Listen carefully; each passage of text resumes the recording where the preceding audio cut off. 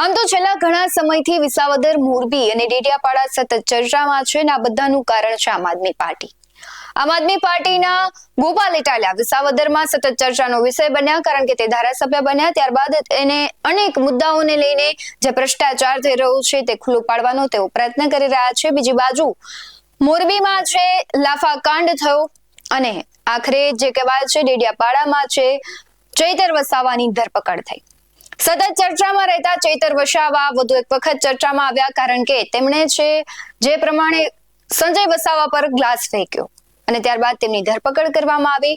ત્યારબાદ આદિવાસી દિવસની ખૂબ સરસ રીતે ઉજવણી પણ કરવામાં આવી. તેમણે તેમના પત્નીને એક સંદેશો આપ્યો હતો, તેમણે જાહેરમાં તે વાંચ્યો. પરંતુ હવે સવાલ એ છે કે ચૈતર વસાવાની આજે જે સુનાવણી હાઈકોર્ટમાં થવાની છે, ચૈતર વસાવા બહાર આવશે કે પછી તેમને જેલવાસ યથાવત રહેશે? તેના વિશે જ આ વિડીયોમાં આજે વાત કરવી છે.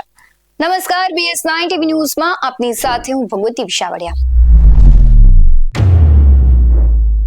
આમ તો આમ આદમી પાર્ટી સતત ચર્ચાઓમાં રહે છે. કોઈ પણ ઘટના હોય, કોઈ ભ્રષ્ટાચાર હોય કે પછી કઈ નવી નીતિ હોય.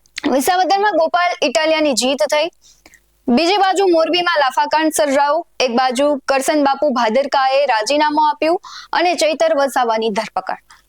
આદિવાસી દિવસની ખૂબ સારી રીતે ડેડિયાપાડામાં ઉજવણી તો કરવામાં આવી, પરંતુ ચૈતર વસાવાની ગેરહાજરી હતી, કારણ કે તેમની ધરપકડ થઈ હતી ને તે વડોદરા જેલમાં બંધ છે. અરજીઓ કરવામાં આવી તેમ છતાં પણ તેઓ જેલની બહાર ન આવી શક્યા. આદિવાસી દિવસના દિવસે આદિવાસીઓમાં એક આશા હતી કે જો ચૈતર વસાવા હોય તો સારી રીતે ઉજવણી કરી શકાય, પરંતુ આ ઉજવણી થઈ તો ખરા. અને ત્યારે એક સંદેશો પણ તેમના પત્નીઓ દ્વારા આપવામાં આવ્યો હતો કે આજે એક ચૈતર નથી તો શું થયું, અનેક ચૈતરો છે.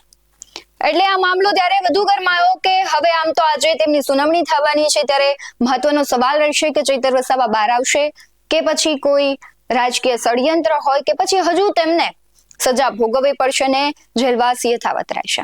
આની પહેલા પણ એક સંજય વસાવાનું નિવેદન આવ્યું હતું. તેમણે કહ્યું હતું કે જો ચૈતર વસાવા જાહેરમાં માફી માંગે સમાજની સામે તો તેને માફ કરશે અને જે સજા છે તે તેમને નહીં થાય, પરંતુ તેમના પત્ની ઇનકાર કર્યો હતો કે ચૈતર વસાવાનું વાક નથી તો શા માટે તે માફી માંગે.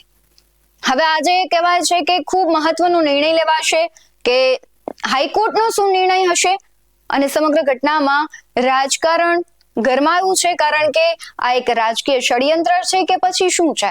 કારણ કે તેમની પત્ની પણ માંગ કરી રહ્યા છે કે સમગ્ર ઘટનાના CCTV આપવામાં આવે, પરંતુ એ CCTV આપવામાં નથી આવ્યા. બીજી બાજુ ચૈતર વસાવા છે તે જેલમાં છે, તેમ છતાં તેમનું નામ છે અને કહેવાય છે એનું પદ છે મોટું થતું જાય છે. ત્યારે અનેક સવાલો ઉઠી રહ્યા છે. રાજકીય ચર્ચાઓએ વેગ પકડ્યો છે કે આ સમગ્ર ઘટના છે એક રાજકીય ષડયંત્ર છે કે પછી કંઈ બીજું છે. આજે જ્યારે તેઓ હાઈકોર્ટના નિર્ણય પછી બહાર આવશે તો પણ એક મોટી ઘટના કહેવાશે, એક ઇતિહાસ રચાશે, અને જો અંદર રહેવું પડશે તો પણ ખૂબ મુશ્કેલી વધારશે. તમને શું લાગી રહ્યું છે? ચૈતર વસાવા બહાર આવશે કે પછી તેઓને હજુ જેલવાસ ભોગવવો પડશે? કારણ કે સંજય વસાવા છે તે નિવેદન આપી રહ્યા છે કે જો માફી માંગશે તો તેઓ ફરિયાદ પાછી ખેંચશે, પરંતુ ચૈતર વસાવા માફી માંગવા માટે સંમત નથી થતા. બીજી બાજુ આમ આદમી પાર્ટીમાં ઘણા એવા આંતરિક જે વિવાદો છે તે ચાલી રહ્યા છે. એટલે સૌથી મહત્વનું રહેશે કે આજે ચૈતર વસાવાની મુશ્કેલીમાં વધારો થશે કે પછી તે કંઈ હળવું થશે. તમને શું લાગી રહ્યું છે? કમેન્ટ બોક્સમાં જરૂરથી જણાવજો. આવા જ વધુ અહેવાલો સાથે ફરી મળતા રહીશું. તમે અમારી YouTube ચેનલને સબસ્ક્રાઇબ કરવાનું, અમને Facebook અને Instagram પર ફોલો કરવાનું ભૂલશો નહીં. બાકી અવનવી અપડેટ્સ મેળવવા માટે આપ જોતા રહો BS9 TV ન્યૂઝ. નમસ્કાર.